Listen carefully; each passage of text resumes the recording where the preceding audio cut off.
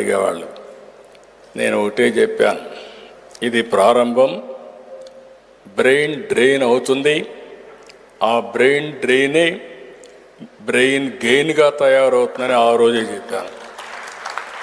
అదే ఈరోజు జరుగుతూ ఉంది. ఈరోజు మిమ్మల్ని చూస్తే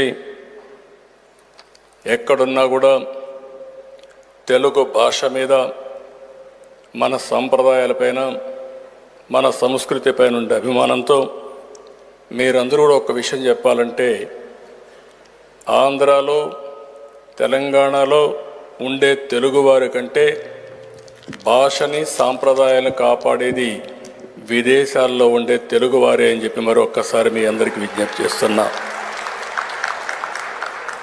ఇప్పుడే దత్ గారు ఒక మాట చెప్పారు, 96లో కూడా నేను వచ్చాను. ఆ రోజు వచ్చినప్పుడు మీరు చూస్తే ఇక్కడ ఇలాంటి హాలే లేదు. ఈ ప్రాంతం అంతా రాళ్ళు రెప్పలు ఉండేటివి.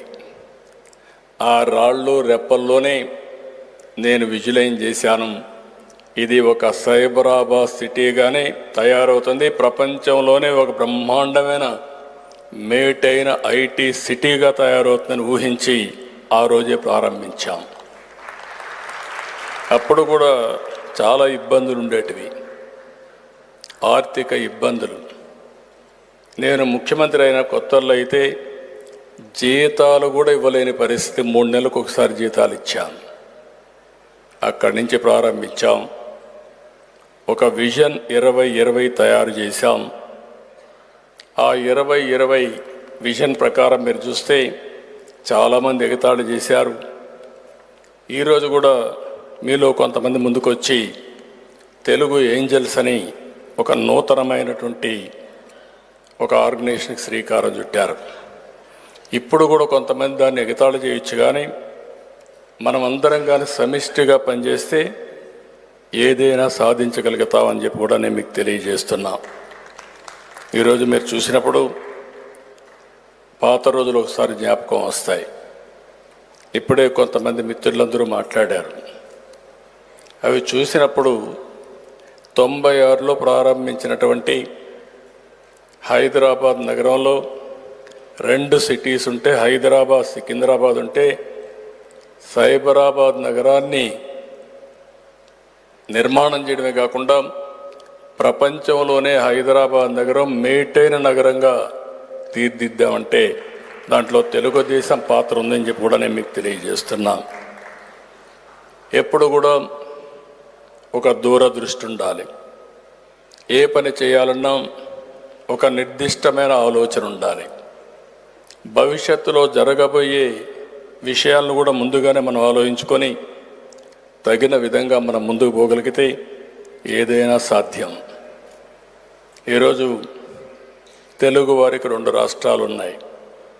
తెలంగాణ రాష్ట్రాన్ని మీరు చూస్తే ఆ రోజు వేసిన ఫౌండేషన్స్ కానీ, డెవలప్ చేసిన ఎకోసిస్టమ్ చూసిన తర్వాత ఈరోజు దేశంలోనే అత్యధిక పర్ క్యాపిటా ఇన్కమ్ ఉండే రాష్ట్రం తెలంగాణ రాష్ట్రం. ఇది 25 సంవత్సరాల్లో సాధ్యమైందని చెప్పి కూడా నేను మీకు తెలియజేస్తున్నా. సీయింగ్ ఈజ్ బిలీఫ్ అంటాం. నాదేళ్ల సత్య ఇక్కడే పబ్లిక్ స్కూల్లో చదివాడు. ఫస్ట్ మైక్రోసాఫ్ట్ సెంటర్ పెడితే, డెవలప్మెంట్ సెంటర్ పెడితే ఇక్కడికి వచ్చి పనిచేశారు.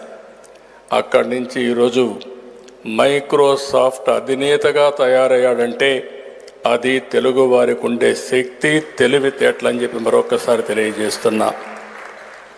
అందుకని ఈరోజు మనం అందరం చూస్తున్నాం, తెలుగు వారు ఎక్కడ చూసినా రాణిస్తున్నారు. దీంట్లో కూడా మనం ఒక విషయం గుర్తుపెట్టుకోవాల్సిన అవసరం ఉంది. ఏదైతే 96లో నేను ముఖ్యమంత్రి అయ్యాను, అప్పటికే పివి నరసింహారావు గారు మన తెలుగు బిడ్డ ముఖ్యమంత్రి అయ్యి, ప్రధానమంత్రి అయ్యి ఆర్థిక సంస్కరణలకు నాంది పలికారు. దేశానికి దశ దిశ చూపించిన వ్యక్తి పివి నరసింహారావు గారు.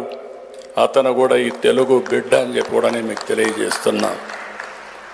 దాన్ని అందిపుచ్చుకొని నేను ఆ రోజు 2nd జనరేషన్ రిఫార్మ్స్కి శ్రీకారం చుట్టాను.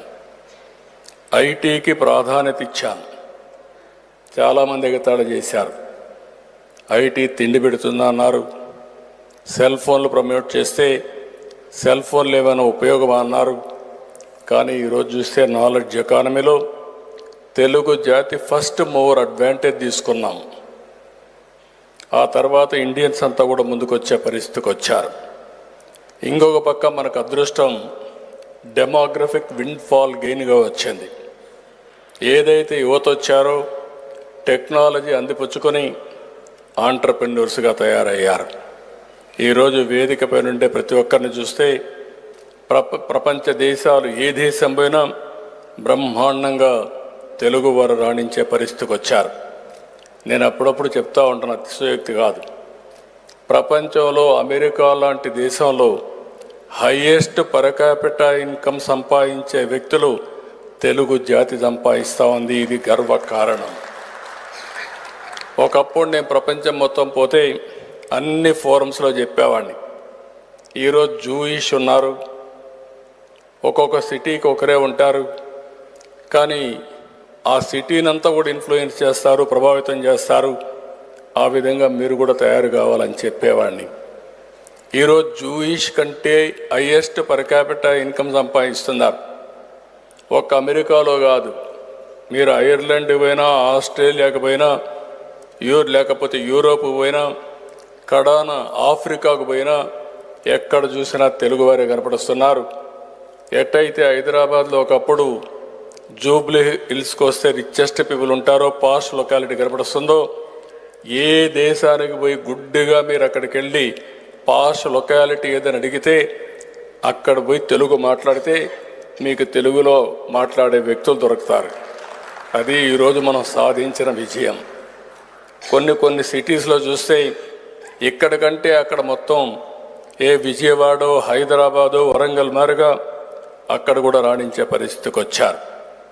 ఒక చిన్న ఉదాహరణ చూస్తే మొన్ననే 23-24 3,30,000 మంది భారతీయ విద్యార్థులు అమెరికాకి వెళ్ళారు చదువు కోసం. వారిలో 56% తెలుగు వాళ్ళు. అంటే 3,30,000 మందిలో 1,85,000 మంది తెలుగువారు అమెరికాకు చదువు కోసం పోయారంటే దాన్ని బట్టి అర్థమవుతుంది నాలెడ్జ్ ఎకానమీ భవిష్యత్తులో కాదు, ఎప్పటికి కూడా తెలుగు వారి సొంతం, దాంట్లో అనుమానం లేదని చెప్పి కూడా నేను మీకు తెలియజేస్తున్నా. అమెరికాలో 12వ భాష తెలుగు భాష. రేపు ఇంకొన్ని రోజులు పోతే ప్రతి ఒక్క దేశంలో కూడా తెలుగు వారిని రికగ్నైజ్ చేసే పరిస్థితి వస్తుంది. దీంట్లో ఏమాత్రం కూడా అనుమానం లేదని చెప్పి కూడా నేను మీకు తెలియజేస్తున్నా. ఈరోజు ఇక్కడ ఈ సభలో నేను ఒకటే మిమ్మల్ని కోరుతున్నాను, మీరంతా కూడా మీ క్యారియర్ కోసం, అవకాశాల కోసం ప్రపంచం అంతా వెళ్ళారు. దాంట్లో తప్పు లేదు. కానీ నేను చాలాసార్లు చెప్పింది, ఏ దేశానికి పోయినా ఆ దేశంలో కూడా మనకు ఆమోదం రావాలంటే అక్కడుండే ప్రజలకు కూడా మనం సేవలు అందించాల్సిన అవసరం ఉంది. అదే సమయంలో ఈ దేశాన్ని మర్చిపోకుండా, మాతృదేశాన్ని మర్చిపోకూడదు, జన్మభూమిని మర్చిపోకూడదు, కర్మభూమికి కూడా మీరు సేవలు చేసి మీరు రాణించాలని చాలా సందర్భాల్లో చెప్పాను. ఇప్పుడు కూడా మీరందరూ దీన్ని కొనసాగించాల్సిందిగా మరొక్కసారి మీ అందరికీ విజ్ఞప్తి చేస్తున్నా. ఈరోజు ఇంకొక పక్కన మనం ఒకసారి చూస్తే ఈరోజు చాలామంది